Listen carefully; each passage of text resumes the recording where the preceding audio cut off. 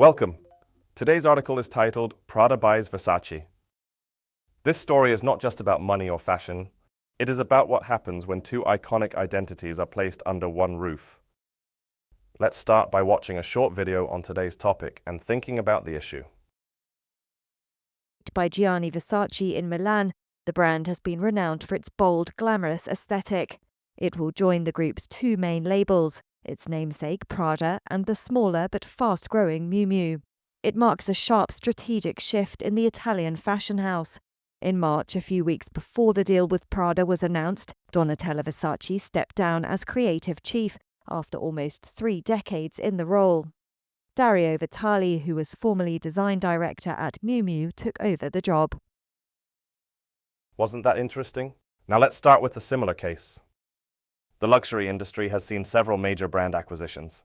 Well-known fashion houses are increasingly grouped together. These deals aim to strengthen global competitiveness. Large luxury groups manage multiple brands with distinct identities. Each label targets a different customer mindset. Success depends on keeping those identities separate. Many iconic brands face challenges after founder-era leadership ends.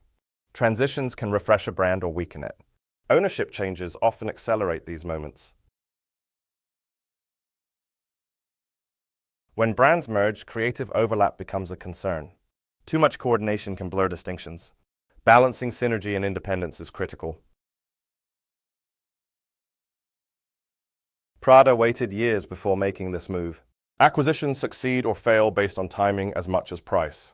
The right moment can reduce resistance and risk. Versace is more than a fashion label. Its imagery lives in pop culture, music, and celebrity history. That cultural memory adds intangible value. Integration does not always mean absorption. It can also mean selective alignment. How Prada integrates Versace will define the outcome. Lorenzo Bertelli's new role sends a strong message. It signals long-term commitment, not short-term ownership. Leadership choices shape market confidence. Donatella Versace's departure marked a symbolic turning point. Creative leadership defines a brand's voice. New direction always brings uncertainty. Prada and Versace represent very different aesthetics. If those differences fade, both brands may suffer. Differentiation is protection, not division.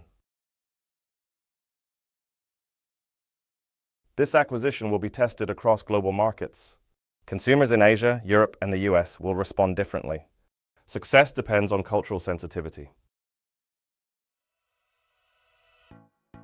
Now, let's look at two expressions that help us describe precision and repetition avoidance.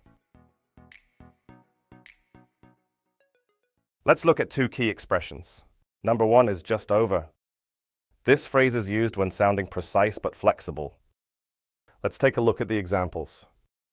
In the first example, this suggests a small margin. In the second example, this avoids exact figures. Next is do so. This phrase is used for clarity and style. Let's take a look at the examples. In the first example, this avoids repetition. In the second example, this refers back to an action. Now let's take a look at 3 vocabulary words related to mergers and brand identity. The word acquisition.